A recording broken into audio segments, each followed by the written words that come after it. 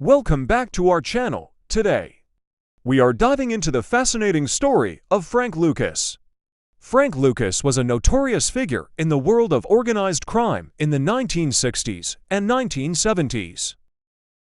Born on September 9, 1930, in LaGrange, North Carolina, Lucas grew up in a poverty-stricken community. He was exposed to drug trafficking at a young age, and it planted the seed for his future ventures. In the 1960s, Frank Lucas became one of the biggest drug kingpins because of his unique approach to the drug trader in Harlem, New York.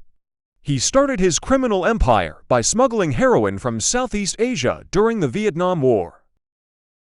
Unlike other drug dealers, Lucas cut out the middleman and dealt directly from his source in the Golden Triangle in Southeast Asia, which allowed him to offer a more potent and cheaper product to his customers.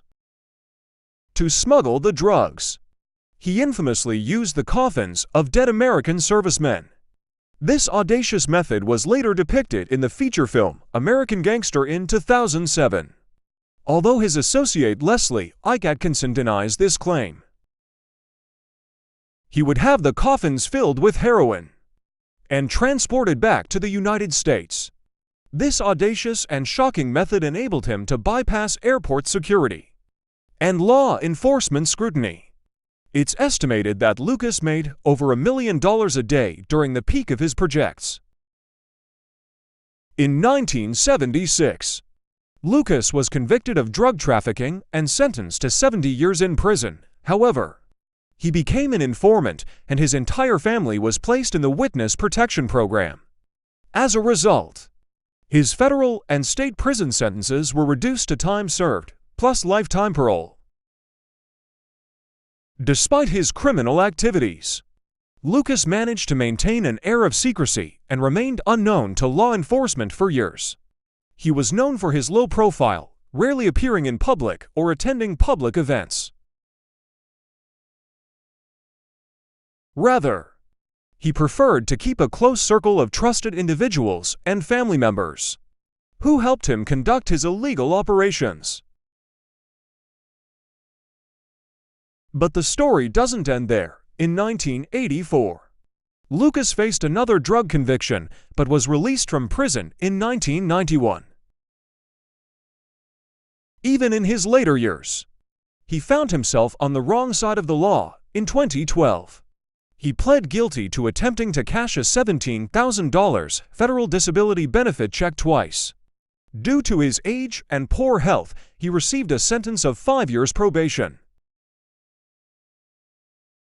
Now, let's take a step back and look at Frank Lucas's early life. He was born in LaGrange, North Carolina, and raised in a suburb of Goldsboro. One event that played a significant role in his life of crime was witnessing his 12-year-old cousin's murder by the Ku Klux Klan, simply for looking at a white woman. This traumatic experience drove him towards a life of criminality. After drifting through a career of petty crime, Lucas had a life-altering altercation with a former employer. During a fight, he hit the employer on the head with a pipe, stole money, and set the establishment on fire. Fearing the consequences, Lucas fled to New York City at his mother's insistence. In Harlem, he immersed himself in a life of petty crime and pool hustling, until he caught the attention of gangster Bumpy Johnson, who became his mentor. After his release, Frank Lucas tried to live a quiet life away from the criminal activities that had defined him for so long. He relocated to New Jersey and worked as a consultant for a security firm. In 2007, his story was dramatized in the movie American Gangster, where he was portrayed by Denzel Washington. So there you have it, a glimpse into the life of Frank Lucas, the drug lord who made a name for himself in the turbulent world of organized crime.